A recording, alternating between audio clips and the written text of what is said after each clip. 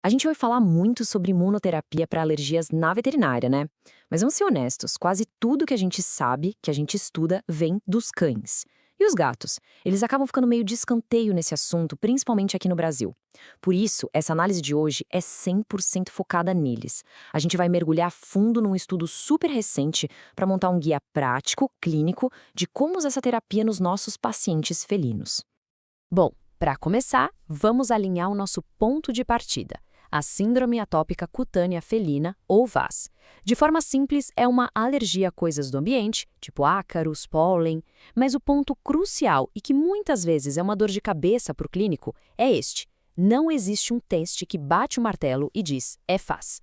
O diagnóstico é um verdadeiro trabalho de detetive, um processo de eliminação onde a gente precisa, primeiro, descartar todas as outras possibilidades de coceira.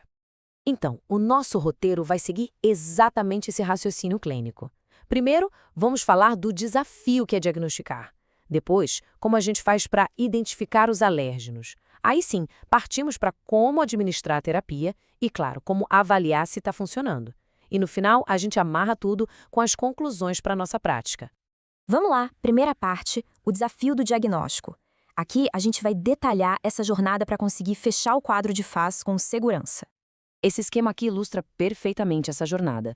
Diagnosticar FAS não é um tiro curto, é uma maratona. A gente começa com controle de pulgas e outros ectoparasitas super rigoroso por pelo menos 8 semanas. Não resolveu? Próximo passo, dieta de eliminação, também por no mínimo 8 semanas.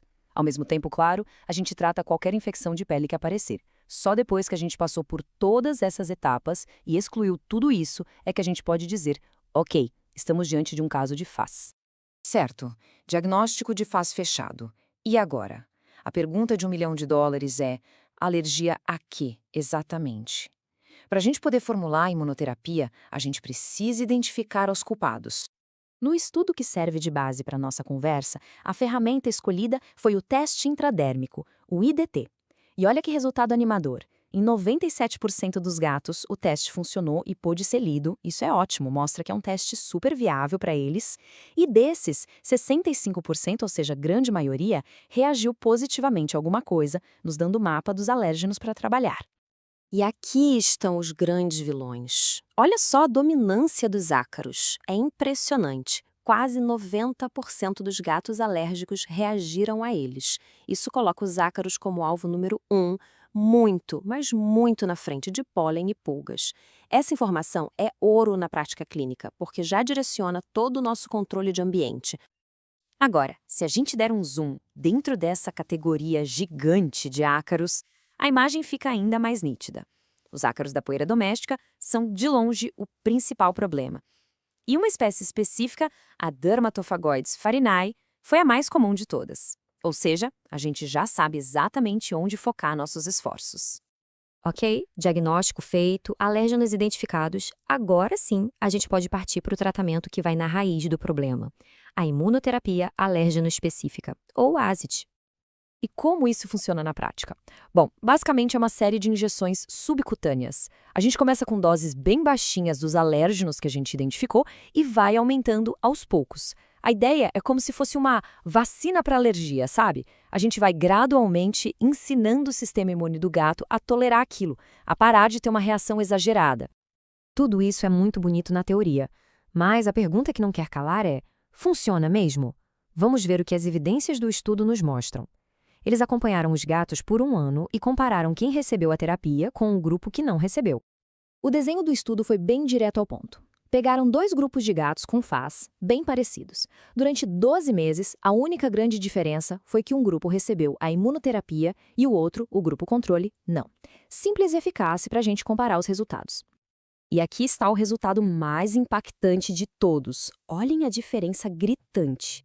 O grupo que recebeu a imunoterapia conseguiu reduzir a necessidade de outros remédios, como corticoides, em 58%. Enquanto isso, o grupo controle teve uma redução de apenas 19%. Isso é uma diferença clínica gigantesca. Isso nos leva a este número-chave que é para a gente guardar, 74%. Quase 3 em cada 4 gatos tratados com a imunoterapia tiveram uma melhora significativa, precisando de menos medicação para controlar os sintomas depois de 1 ano. Pensa no impacto disso a longo prazo, na redução de efeitos colaterais.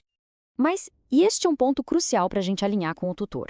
A melhora não é da noite para o dia, é um processo gradual. O estudo mostra que a diferença real, aquela estatisticamente significativa, começa a aparecer a partir dos 6 meses de tratamento. Ou seja, paciência e persistência são fundamentais. Ok, vimos a teoria, vimos os dados. O que tudo isso significa para o nosso dia a dia na clínica?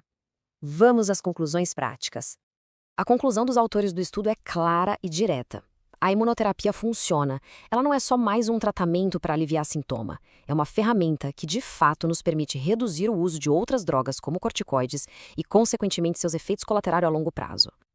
Então, para a gente amarrar tudo, os pontos-chave para levar para casa são: o diagnóstico de FAS é, por exclusão, um processo, o teste intradérmico é uma ótima ferramenta para os gatos e os ácaros são os maiores vilões. A imunoterapia funciona, reduzindo a necessidade de remédios em 74% dos casos, mas leva tempo para mostrar seu benefício máximo. E o mais incrível de tudo, em 26%, ou seja, em mais de 1 a cada 4 gatos tratados, foi possível parar completamente com as outras medicações. Isso é uma mudança de vida. Com evidências tão fortes assim, a pergunta muda. Não é mais, será que a imunoterapia funciona em gatos? Mas sim, por que a gente ainda não está usando mais essa ferramenta?